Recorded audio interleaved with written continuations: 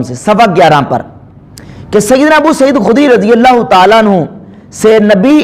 امبری بیان کرتے ہیں کہ ہم حضرت ابو سعید خدری بہت جلیل القدر صحابی ان کے پاس بیٹھے ہوئے تھے اور وہ تکیے لگا کے بیٹھے ہوئے تھے، تو ان کے سامنے حضرت علی اور حضرت امیر معاویہ کا ذکر چھڑ گیا، مولا علی کا اور امیر معاویہ کا ذکر چھڑا۔ فتناول رجل معاویہ تھا، ایک بندے نے حضرت معاویہ کے خلاف کوئی بات کر دی، کن کے سامنے؟ ابو سعید خدری صحابی کے سامنے۔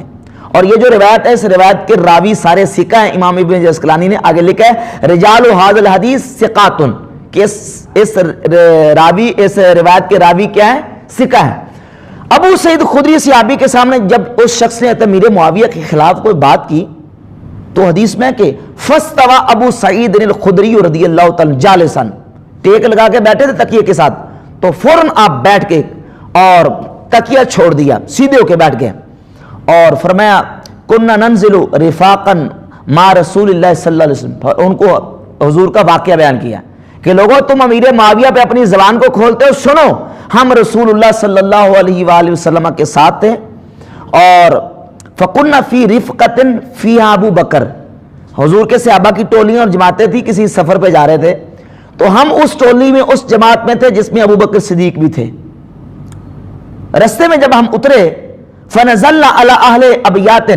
وَفِيهِمْ إِمْرَةٌ حُبْلَىٰ، ہم ایسے لوگوں کے پاس اترے جو اپنے گھروں میں تھے، تو ان میں ایک وہ عورت تھی جو حاملہ تھی، بچے کی ولادت اس کے ہونے والی تھی۔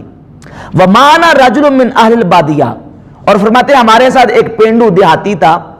وہ ہمارے ساتھ تھا۔ فَقَالَ لِلْمَرَأَةِ الْحَامِلِ،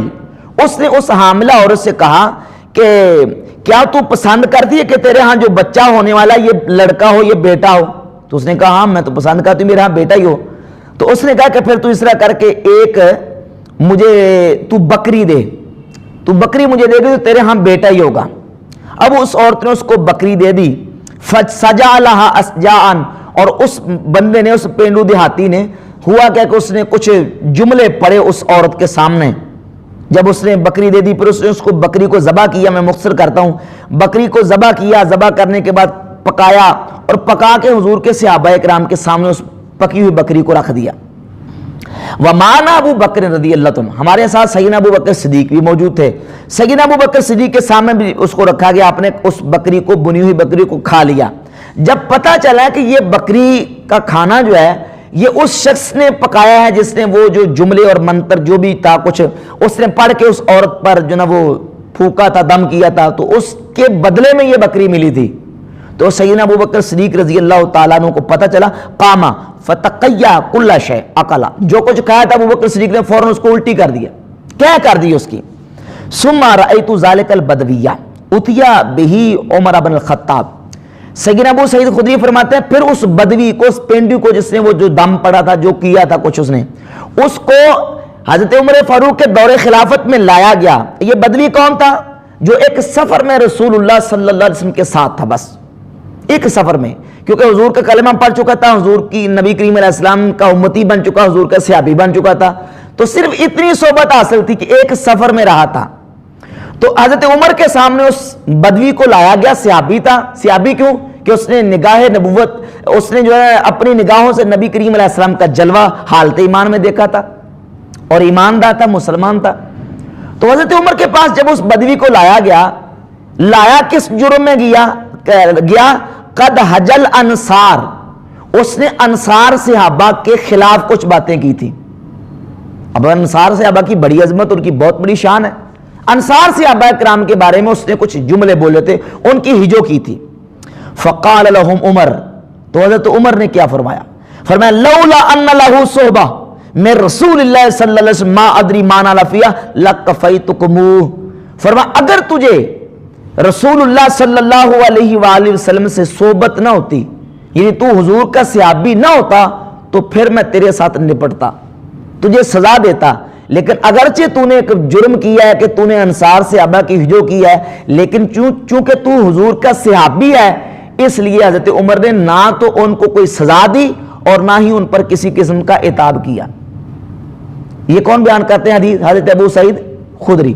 تو بتانا کیا چاہتے ہیں؟ بتانا یہ چاہتے ہیں کہ تم امیر معاویہ کے بارے میں اپنی زبان کھولتے ہو، وہ تو کاتب رسول تھے اور نبی کریم علیہ الصلوۃ والسلام کے برادر نسبتی تھے، اور سرکار دو عالم علیہ الصلوۃ والسلام کے ساتھ ان کا کیا قرب تھا، حضور نے ان کی شان عظمت کو بیان کیا، تم ان کے بارے میں زبان کھولتے ہو۔ حضرت عمر تو اس کا بھی حیا کرتے تھے جو ایک سفر میں رسول اللہ کے ساتھ تھا، ایک سفر میں حضور کے، اور صرف ایک جرم بھی بظاہر کیا کہ انصار صحابہ کے بارے میں جناب وہ ہجو کی ان کی، لیکن حضرت عمر نے کوئی سزا نہیں دی، کوئی ان کے بارے میں کوئی ان پر عتاب بھی نہیں کیا۔ تو امام ابن جزکرانی رحمۃ اللہ علیہ اس واقعے کو بیان کر کے نیچے لکھتے ہیں کہ وَرِجَالُ هَذَا الْحَدِيثِ ثِقَاتٌ، اس حدیث کے رجال کیا ہیں؟ ثقہ ہیں۔ فرماتے ہیں وَقَدْ تَوَقَّفَ عُمَرُ رضی اللہ تعالیٰ عن مُعَاتَبَتِهِ فَضْلًا عن مُعَاقَبَتِهِ۔ فرماتے ہیں حضرت عمر نے تو اس بندے کو عتاب بھی نہیں، اس صحابی کو عتاب بھی نہیں کیا، چاہے جا کے ان کو کوئی سزا دی جاتی، سزا دینا تو بڑی دور کی بات ہے، ان کو کوئی سخت جملہ بھی نہیں حضرت عمر نے کہا۔ کیوں؟ کیونکہ وہ رسول اللہ کے صحابی تھے۔ لِقَوْنِهِ عَلِمَ أَنَّهُ لَقِيَ النَّبِيَّ صلی اللہ علیہ وسلم، اس واسطے کہ حضرت عمر کو پتہ تھا کہ حضور کے ساتھ ان کی ملاقات ہوئی ہے۔ وَفِي ذَلِكَ أَبْيَنُ شَاهِد، امام ابن عسقلانی فرماتے ہیں یہ ایک بہت بڑی دلیل ہے کہ انہم کانوا یعتقدون ان شان الصحبت لا یعد له شیء، کہ صحابہ بھی یہ عقیدہ رکھتے تھے کہ جو حضور کا صحابی ہے اس کی اتنی بڑی شان ہے کہ اس عظمت تک کوئی دنیا کا کوئی عمل اس عظمت تک نہیں پہنچ سکتا۔ کما ثبت فی الصحیحین عن ابی سعید الخدری رضی اللہ تعالیٰ، جس طرح کہ بخاری مسلم میں یہ حدیث حضرت ابو سعید خدری رضی اللہ تعالیٰ سے موجود ہے کہ نبی کریم علیہ السلام نے فرمایا والذی نفس بیدہ لو انفق احدکم مثل احد ذهبا، فرمایا اس ذات کی قسم جس کے دست قدرت میری جان ہے، اگر تم میرے صحابہ میں سے کسی صحابی کے، فرمایا کہ برابر تمہارا عمل نہیں پہنچ سکتا، فرمایا کہ اگر وہ ایک مد جو بھی اللہ کی راہ میں خرچ کرتے ہیں تو تمہارا احد پہاڑ کے برابر سونا خرچ کیا بھی ان کے عمل تک نہیں پہنچ سکتا۔